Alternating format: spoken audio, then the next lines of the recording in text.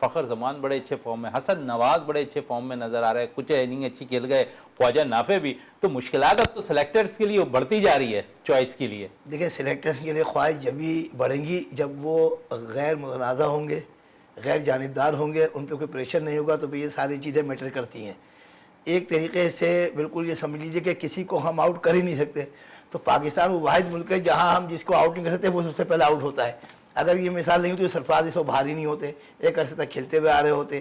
Performance کی جہاں کوئی بات ہے ہی نہیں، یہاں تو ایک مائنڈ سیٹ ہے، ایک سسٹم ہے کہ تھوڑا تو بھی دیکھ لے، تھوڑا میں بھی دیکھ لیتا ہوں، تو میرا خیال کر میں تیرا خیال کروں گا. جب تک اس قسم کی سلیکشن کمیٹیاں بنیں گی، بیک گراؤنڈ پہ ہمارا بورڈ کے آفیشلز ہوں گے، مختلف ریجن کے لوگ ہوں گے، مختلف مافیاز ہوں گے، مختلف ٹیسٹ کرکٹرز ہوں گے. بھائی میں نے اپنے بیٹے کو اگلے دفعہ 19 کھلانی ہے تو یار تو ایسا کر میرے بھتیجے کو چیمپئنز ٹرافی کھلا دے، اور مجھے جو ہے بنگلہ دیش کی ٹور پہ اس بچے کو بھیج دے تو میں تیرے بچے کو یہ کر دوں گا. اس وقت پاکستان میں پوری دنیا کے اندر ہٹا کر پاکستان کی سے میں بات کرتا ہوں معاشرتی خرابی کی، کہ معاشرے کے اندر میرٹ نام کی کوئی چیز نہیں ہے.